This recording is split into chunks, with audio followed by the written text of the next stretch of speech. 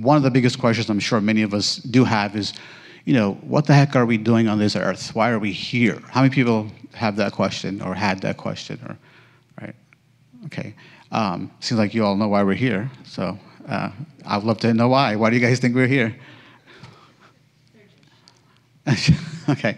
So that was one of the burning questions of what are we doing here? Right? Why are we on this earth? And so the other question was, why is there evil on the earth? Right? Why, if God is loving, God is merciful, why do we have evil?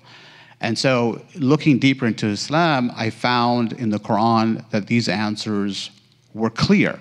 Like God himself says that he will test us with evil, right? And so the question of it existing, does God know it exists? Does God want it to exist? Is very clear. He's testing us with evil.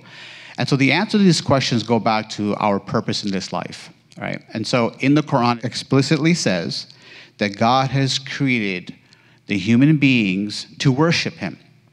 Now, the atheists have a field day with this. Oh, does God need us to worship him? And why does God create us? Is he self-loathing God? And so that led me to dig further in the Arabic language, right? Ya'buduni, what does that mean? What does that word worship here mean in Islamic terminology? And the word worship in Islamic terminology is more than just saying a prayer. The word worship in the Islamic terminology means doing good. So we've been created in this life to do good, right? Which means we have free will. So this life is a test. You have the option to do good, and you have the option to do evil. This life is a test. And that answers the question, why do we have murderers and rapists and so on and so forth? Because God has given us free will to choose between doing good or doing evil, and that's why evil exists. The next question that came to me was, okay, then why are we even here with this choice? Why do we even have this test? Doesn't God know if I would be good or evil? Why are we here on this world? And so the answer to that is that in the Quran it says that when God created the heavens and the mountains, he offered them this option of having the free will. They said, nah, we don't want it. We just want to obey exactly what you say. We're not taking this risk. Because they understood that if you're given free will, there's repercussions to that, right? You get this gift of free will, but it costs. And so man was then offered free will. The human beings were offered free will.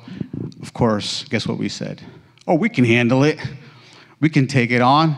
And we acquired free will. And so now that we acquired free will, and that we're going to be all living eternally, we have to be now under a test to see what would we do with our free will. Will we use this free will for good, and then the result would then be paradise forever?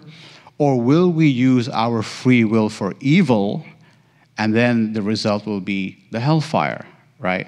And so that's why there's a judgment day. There's a judgment day because there's a test, right? So every test has a day where you get your grades and your scores, etc. So that explained the why. That explained why there is a test in this world, why there is evil in this world, etc.